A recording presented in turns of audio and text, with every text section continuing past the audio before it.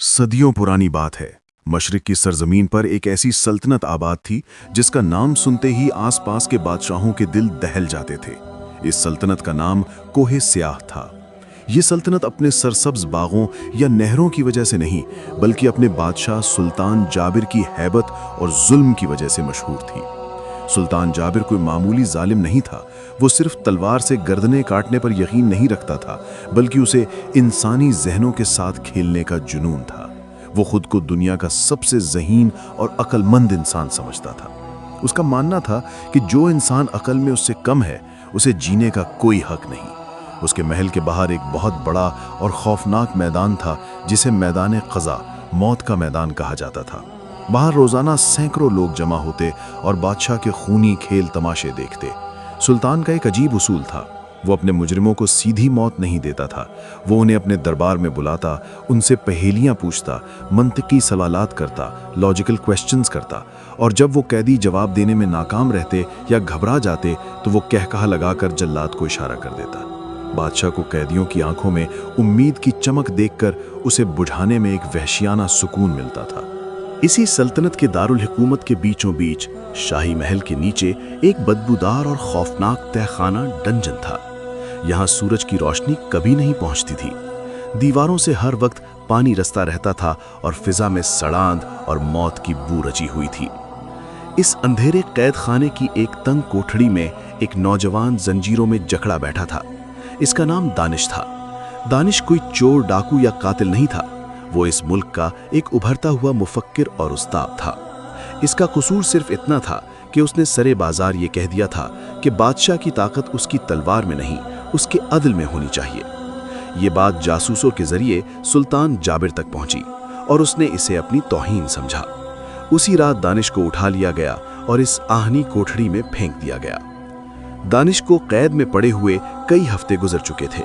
इसका लिबास फट चुका था, चेहरे पर दाढ़ी बढ़ गई थी और जिस्म कमजोर हो चुका था, लेकिन इसकी आंखों में एक अजीब सी चमक अभी भी बाकी थी।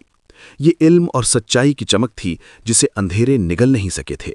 वो जानता था कि सुल्तान जाबिर के कैद खाने से कोई जिंदा वापस नहीं जाता। वो हर रोज मौत के कदमों की आहट का इंतजार करता था। आज की रात कोठड़ी में कुछ ज्यादा ही खामोशी थी। अचानक भारी बूटों की आवाज गूंजी। कैद खाने का भारी आहिनी दरवाजा चिरचिराहट के साथ खुला। मशालों की रोशनी अंधेरे को चीरती हुई अंदर आई। दो देव हैकल मुहाफिज अंदर दाखिल हुए। उनके पीछे एक शाही हरकारा था। हरकारे ने हकारत से दानिश की तरफ देखा, जो जमीन पर बैठा था। उसने एक शाही फरमान खोला और बुलंद आवाज में पढ़ा, ए बागी नौजवान, सुल्तान आली शान, जिल्ले इलाही, सुल्तान जाबिर ने फैसला किया है कि कल सूरज तुलू होने के बाद भरे दरबार में तेरा फैसला किया जाएगा। तुझे अपनी जान बचाने का एक आखिरी मौका दिया जाएगा, लेकिन याद रख, आज तक कोई भी सुल्तान की शर्त जीत कर जिंदा नहीं बचा। अपनी आखिरी रात में जो इबादत करनी है कर ले, क्योंकि कल तेरी गर्दन और जिस्म का रिश्ता टूटने वाला है। मुहाफिज कहकहे लगाते हुए वापस चले गए और दरवाज़ा दोबारा बंद हो गया। अंधेरा फिर से छा गया। दानिश के दिल की धड़कन तेज हो गई। वो जानता था कि कल उसका मुकाबला सिर्फ तलवार से नहीं, बल्कि एक शातिर बादशाह के दिमाग से होगा। उसे अपनी मौत सामने नजर आ रही थी, लेकिन फिर उसने गहरा सांस लिया और खुद से कहा, बादशाह के पास ताकत है, गुरूर है और लश्कर है, लेकिन मेरे पास सच्चाई और इल्म है। अगर मुझे मरना भी है तो मैं इस तरह मरूंगा कि तारीख याद रखेगी कि एक नहत्थे कैदी ने एक मगरूर बादशाह को लाजवाब कर दिया था। रात भर दानिश सो न सका। वो अपने जहन में हर मुमकिन सवाल और उसका जवाब सोचता रहा। वो जानता था कि सुल्तान कोई आम सवाल नहीं पूछेगा। ये जिंदगी और मौत की शतरंज थी और दानिश के पास सिर्फ एक ही चाल चलने का मौका था। सुबह की पहली किरण फूटने वाली थी। बाहर मैदान में लोगों का हजूम जमा होना शुरू हो गया था। हर कोई ये देखने के लिए बेताब था कि आज कौन सा नया तमाशा होगा। ढोल की थाप गूंजने लगी।